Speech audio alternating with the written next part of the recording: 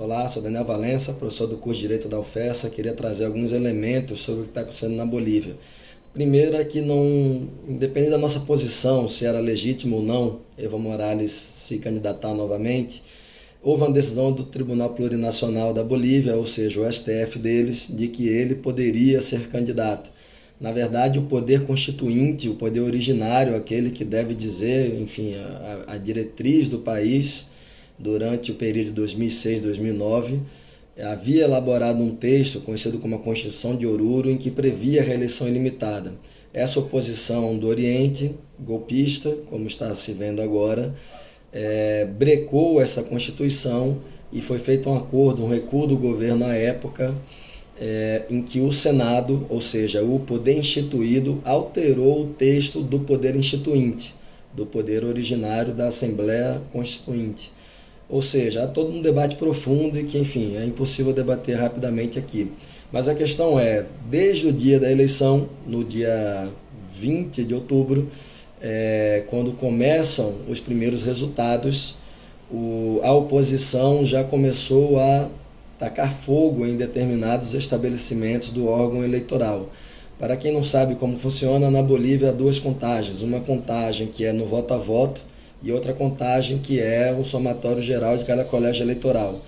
Quando o órgão eleitoral divulga a primeira parcial com 83% dos votos apurados, Evo está a mais ou menos 2% de ganhar no primeiro turno, ou seja, ele precisaria crescer bem para ganhar no primeiro turno. O que acontece o órgão eleitoral para essa contagem geral, que é mais suscetível a erros, e encaminha a contagem no voto a voto individual. Para quem não conhece a Bolívia, muito mais do que aqui, o voto que chega por último, aquele voto do interior, do campo, ele é uma proporção de 8 votos em Evo para cada 10 votos. É algo muito mais forte do que, por exemplo, os votos de Lula no interior do Nordeste.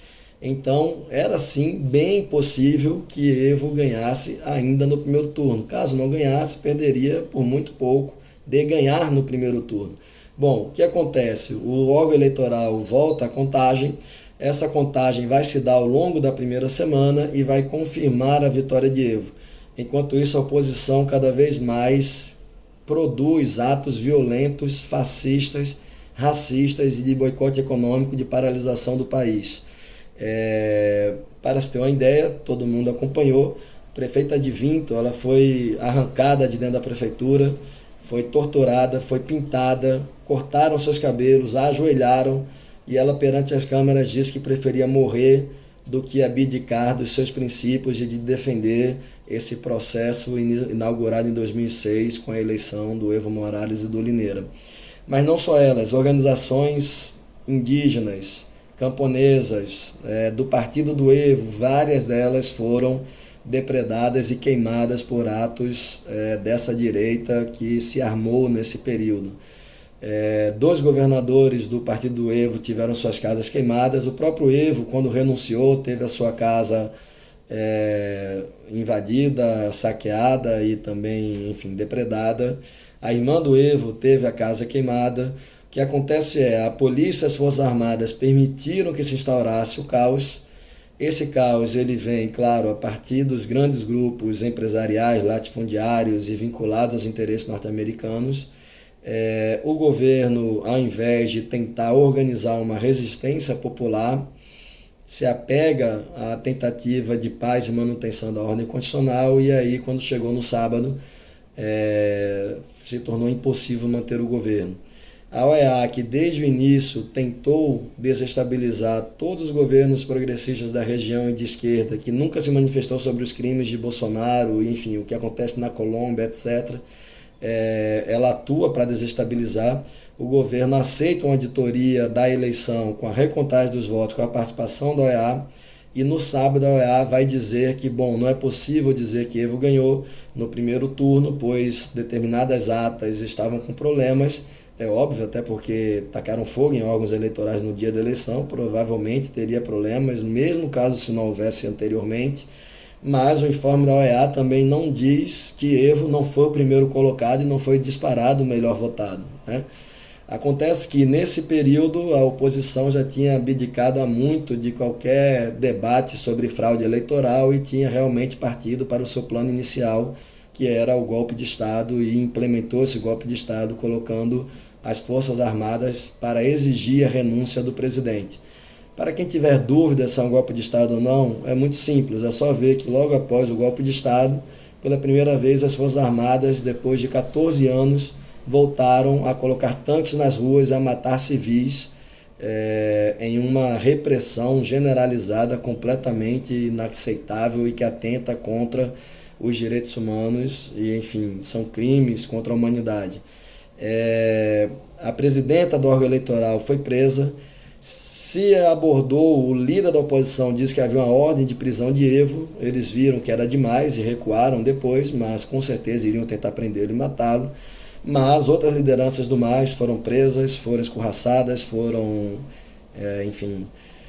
E também um fato que para nós é simbólico e resume tudo, a Huipala, que é o símbolo, junto com a bandeira boliviana, do Estado Plurinacional da Bolívia, está previsto na Ordem Constitucional de 2009 e é, antes de mais nada, o símbolo de todos os povos originários indígenas do mundo.